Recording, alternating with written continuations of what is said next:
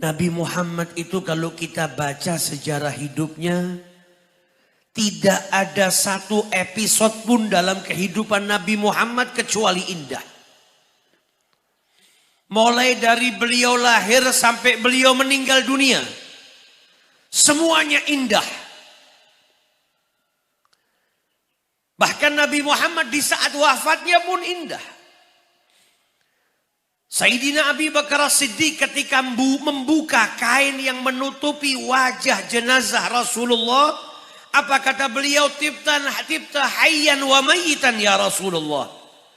Engkau itu senantiasa indah. Di saat hidupmu engkau indah, setelah wafatmu engkau juga indah. Ummu Salamah menceritakan ketika wafatnya Nabi Muhammad, kami para wanita sedang duduk-duduk di rumahnya Nabi Muhammad dalam keadaan bersedih. Kami menangis.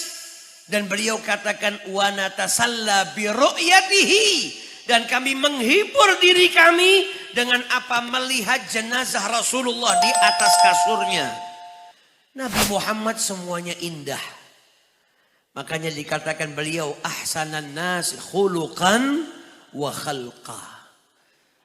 Fisiknya Nabi Muhammad indah, akhlaknya Nabi Muhammad juga indah. Nah, kita duduk di majelis ini mulai dari tadi mendengar tentang Nabi Muhammad. Tujuannya agar kita tambah kenal dan tambah cinta kepada junjungan Nabi besar kita Muhammad sallallahu alaihi wasallam. Karena kalau orang kenal dengan Nabi, yang ia dapatkan apa? Cinta. Bisa dikatakan mustahil kalau orang betul-betul kenal dengan Nabi tapi dia tidak jatuh cinta.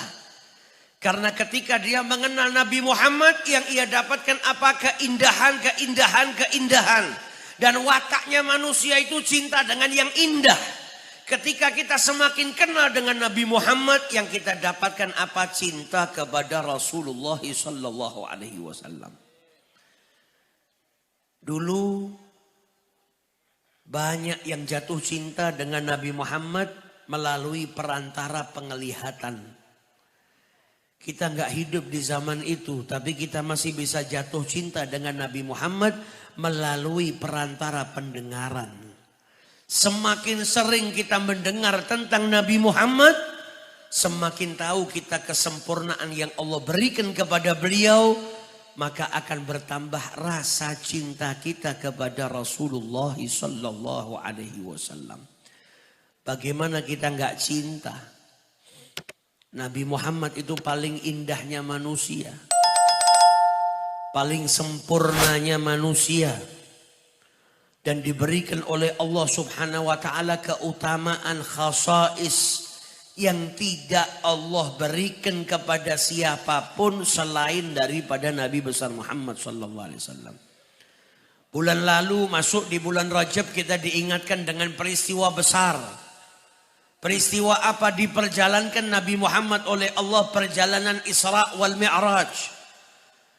Mukjizat yang besar yang Allah berikan kepada Nabi Muhammad yang menunjukkan betapa tinggi derajat Nabi Muhammad.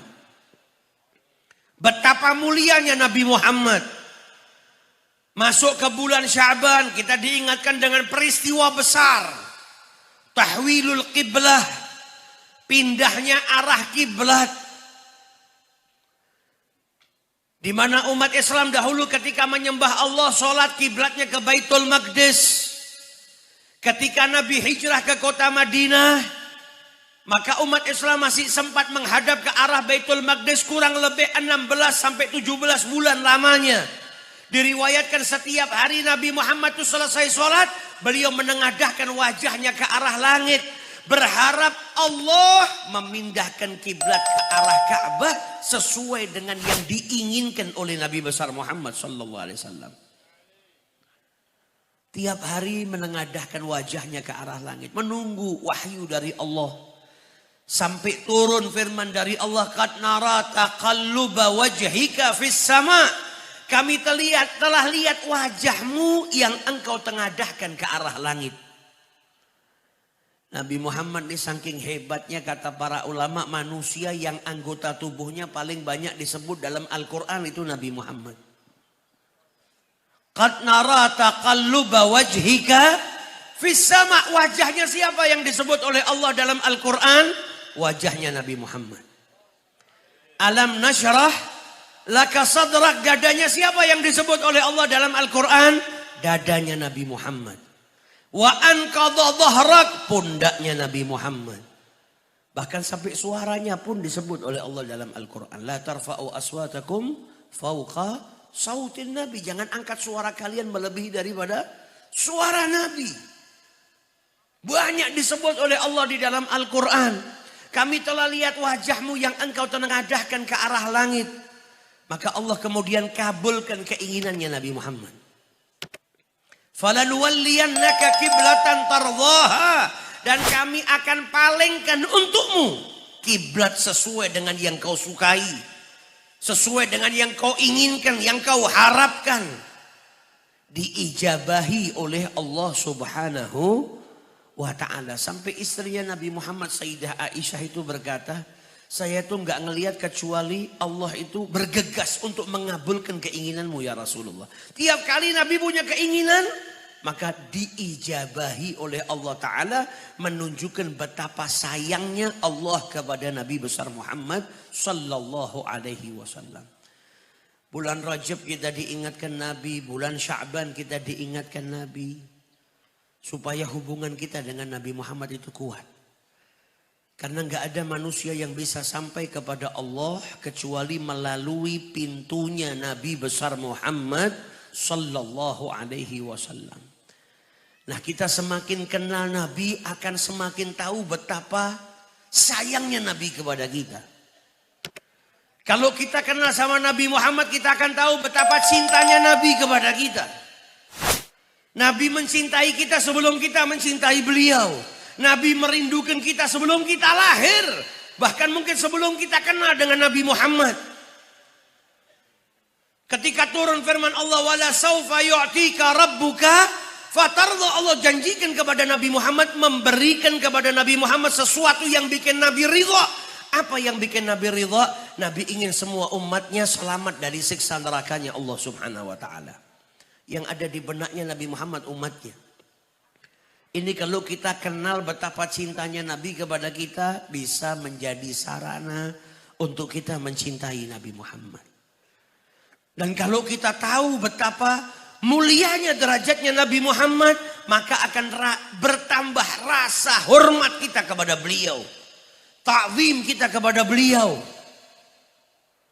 Sehingga kita nggak nyamain Nabi Muhammad dengan manusia biasa.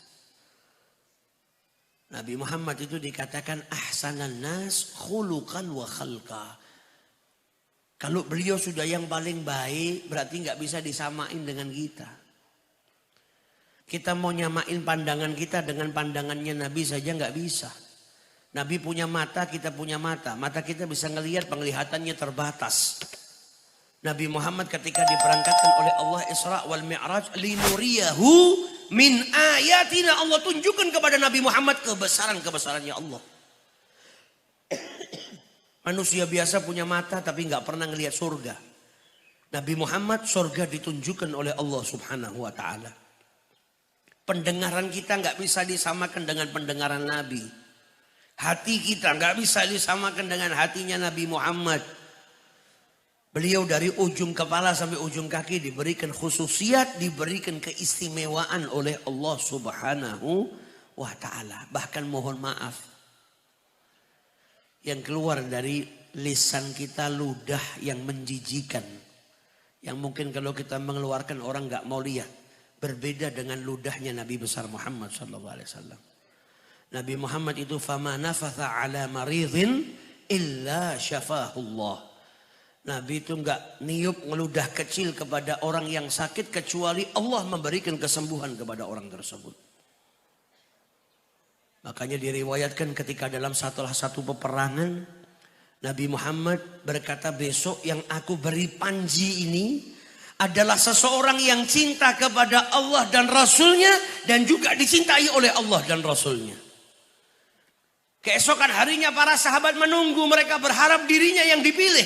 Bukan karena ingin menjadi panglima perang, tapi ingin mendapatkan kesaksian dari Nabi. Karena tadi Nabi bilang apa? Yang saya berikan adalah orang yang cinta kepada Allah dan Rasulnya.